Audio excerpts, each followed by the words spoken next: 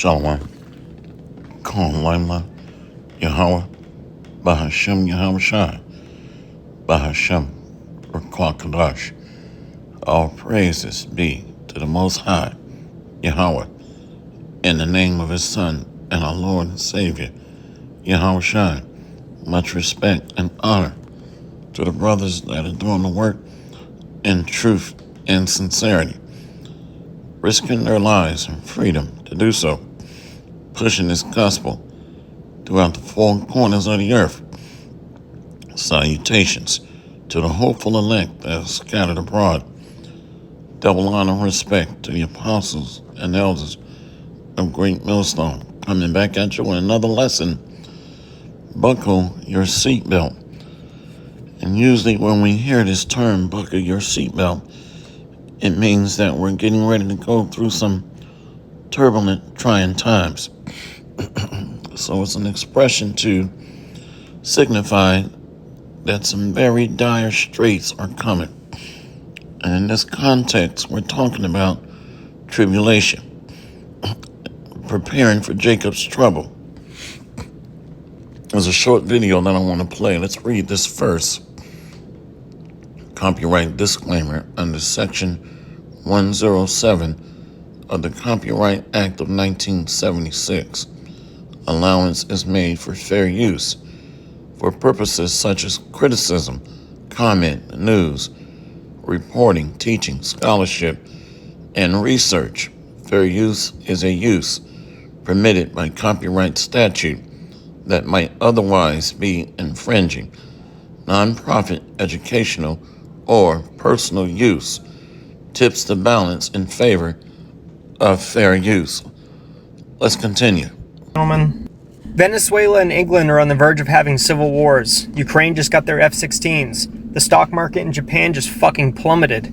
Israel and Iran are on the verge of nuking each other this week, and we barely have a president. And we're all just fucking going to work like everything's chipper. Like there's not similar shit or worse shit coming down the pipeline for us. It doesn't matter who wins this election. It's not going to be good. It's in the air. You can feel it. It's tangible. With the stock market in Japan tumbling, they lost ungodly amounts of money. And during all this, where is Joe? All I've fucking seen is Kamala's face, them toting her around like she's the president. It's not even a guarantee that she's gonna be the nominee. Even though it doesn't fucking matter, because anybody they pick is gonna be hand-picked with no vote. Nobody's gonna get a say in it. It's gonna be a, this is what you get, and if you don't like it, too fucking bad. It's a scary, scary time. And I feel like there's a very large chunk of people that are just trying to pretend like shit's not getting worse. And in fact, it is. Who knows? I guess we'll see in the next couple months. Put on your fucking seatbelts, ladies and gentlemen. Venezuela. And so this is why the Bible tells us, as in the days of Noah, so shall it be at the coming of the Son of Man. Where things are going to, everyday life is going to continue. Where it gives the appearance that things are normal, but behind the scenes, underneath the surface, things are escalating, tensions. The Bible tells us in these last days that there shall be wars and rumors of wars. So when we put the pieces together, the Old Testament told us that the spirit of warfare would be prevalent in these last days. Prepare war, or declare ye this among the Gentiles. So we're seeing those signs of these prophecies coming to pass. Let's read this one. Ecclesiastes 8. Let's go to Ecclesiastes 8 and 6. Because to every purpose there is a time and judgment. Therefore, the misery of man is great upon him. So these judgments are going to come fast and brutal. Let's go here to Revelation 22. Revelation 22, verse 6. And he said unto me, these sayings are faithful and true. And the Lord God of the holy prophets sent his angel to show unto his servants the things which must shortly be done. So the sealing of the Lord's elect is going to mark the judgments of the nations. And that sealing starts with the house of David, 12,000 from each tribe. So we are nearing the time of judgments, very close. And what's going to really speed things up is when they mandate the sea hip. Behold, I come quickly. Blessed is he that keepeth the sayings of the prophecy of this book. So that quickly is when this threat descends upon the Lord's sanctuary, his tabernacle or small sanctuary that he has built back up. Let's go back. Ecclesiastes 8, verse 6. Because to every purpose there is time and judgment, therefore the misery of man is great upon him. For he knoweth not that which shall be, for who can tell him when it shall be? Not even Yahweh Shai knows the time that he is going to be tapped or given the order to save the Lord's people, the elect and the remnant of the house of Israel. Ecclesiastes 8 and 7.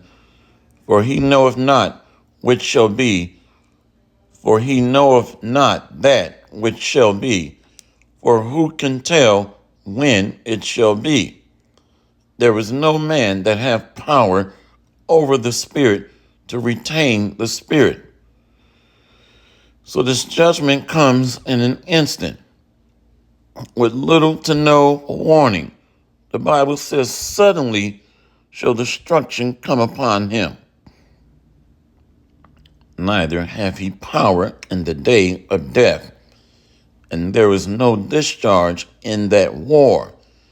Neither shall wickedness deliver those that are given to it. So this beast system is going to be given to the power of the flame. They're going to fall by the sword. Neither shall wickedness deliver those that are given to it. Let's see if I can find that. Let's see here. Yeah, beautiful. Call him like how about Shimmy how shine? Isaiah 47, verse 13. Thou art weary in the multitude of thy counsels. Let now the astrologers, the stargazers, the monthly prognosticators stand up and save thee from these things that shall come upon thee. The Most High has a sense of humor, contrary to popular belief. So let's see if your sorcerers, your analysts, your astrologists, your scientists can tell you or forewarn you of your destruction. So he's making mockery here. Thou art weary in the multitude of thy counsels.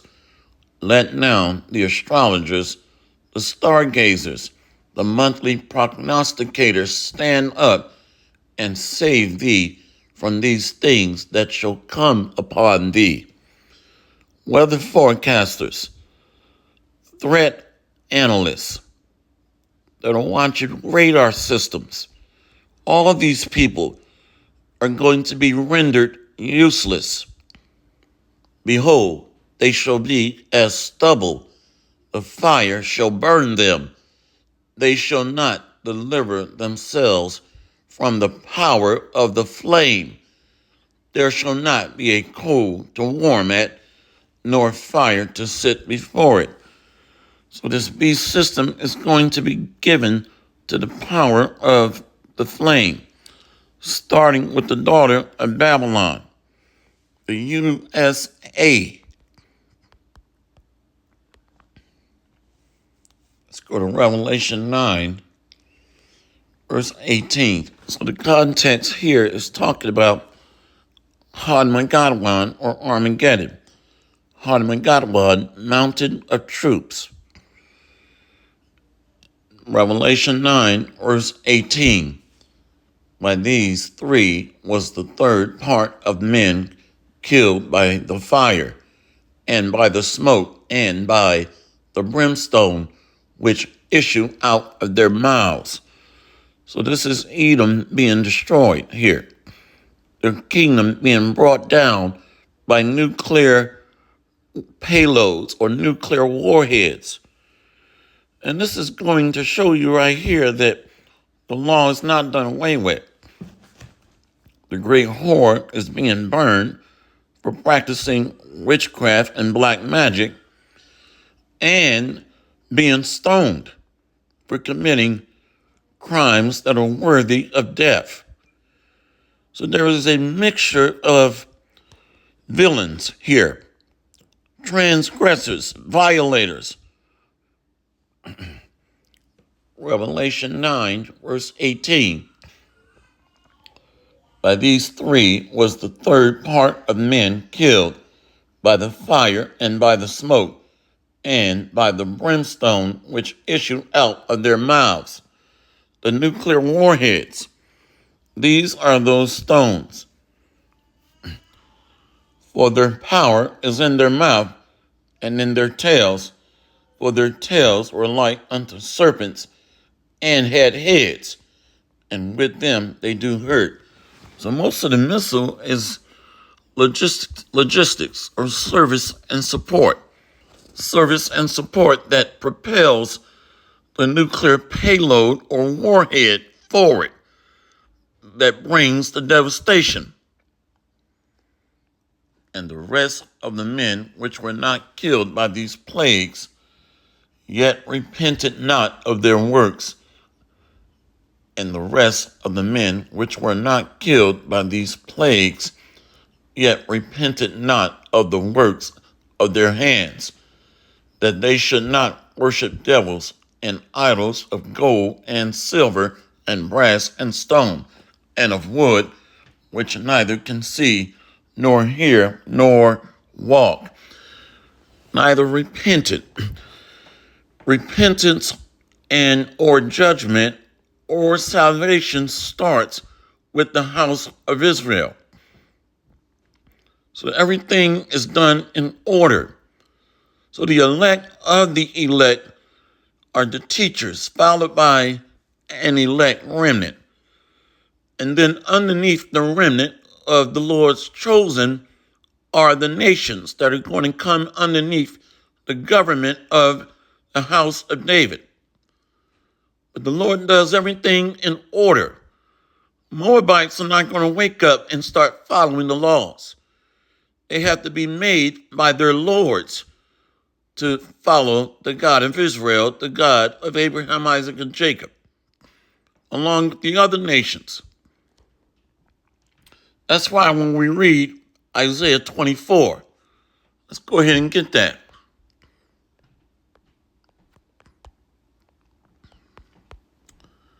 Isaiah 24, verse 3, and the land shall be utterly emptied and utterly spoiled, for the Lord hath spoken this word. Babylon destroyed, but it's the process leading up to their utter desolation. And when they mandate this might be, that's going to bring swift destruction and judgment. The earth mourneth and fadeth away. The world languisheth and fadeth away. The haughty people of the earth do languish. So they are decaying or falling apart, fracturing. The earth mourneth and fadeth away. the world languisheth and fadeth away. A haughty people of the earth do languish.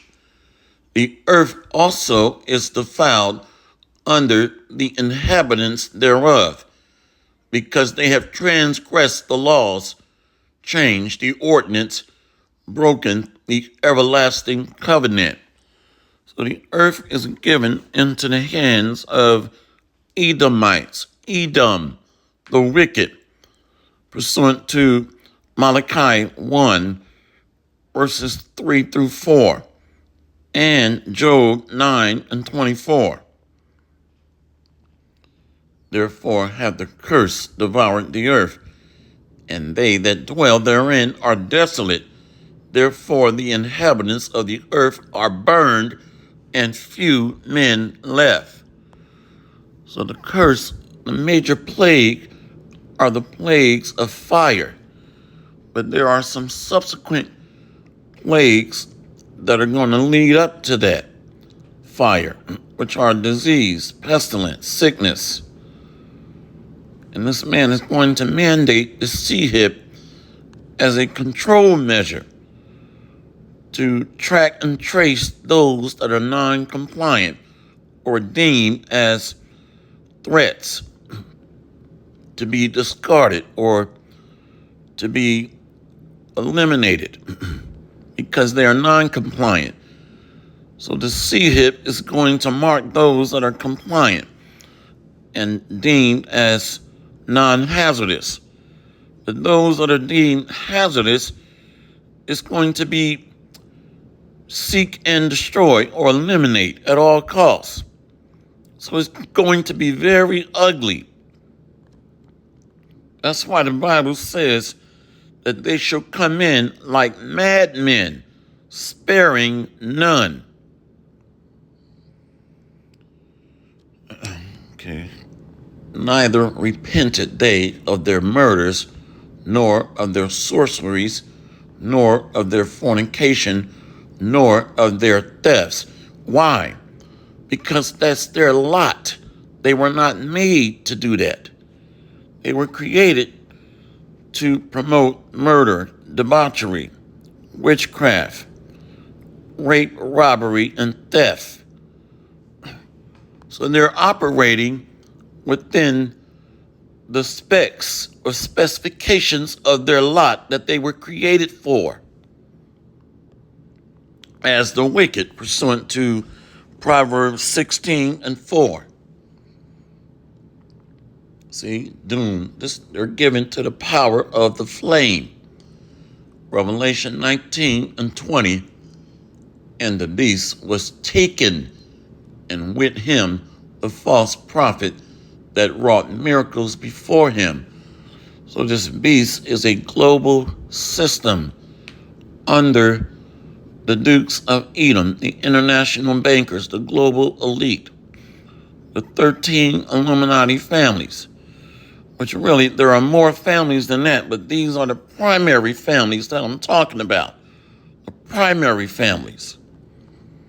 As it branches out to like another 70 plus. So you got the beast system comprised of the European Union and NATO, which are operating under the Dukes of Edom. And the beast was taken, and with him the false prophet, the Roman Catholic Church, that wrought miracles before him. So a part of their dogma is science. Science means to know. Scientias, or to science, means to know. Goes back to the Greek Gnostic, if I'm not mistaken. So the false prophet that wrought miracles before him, with which he deceived them. So part of these miracles goes back to pharmakia, or pharmaceuticals, science and technology, if you will. Science and technology is where they're oohing and wooing and awing the people. And they're going to be doing that to promote the C hip, like bionic parts or upgraded limbs, arms, and eyes and legs, things of that nature. Revelation 19 and 20. And the beast was taken, and with him the false prophet that wrought miracles before him, with which he deceived them that had received the mark of the beast, and them that worshiped his image. These both were cast into a lake of fire burning with brimstone. See?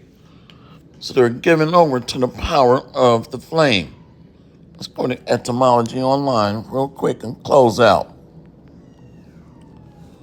Let's look up science.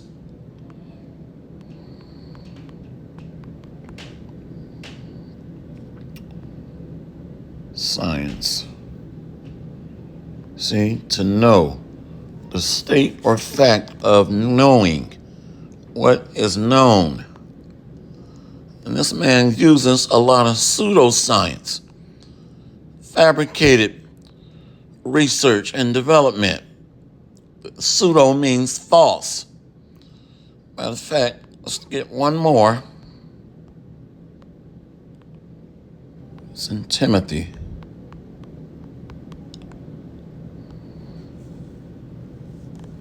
First Timothy 6 and 20.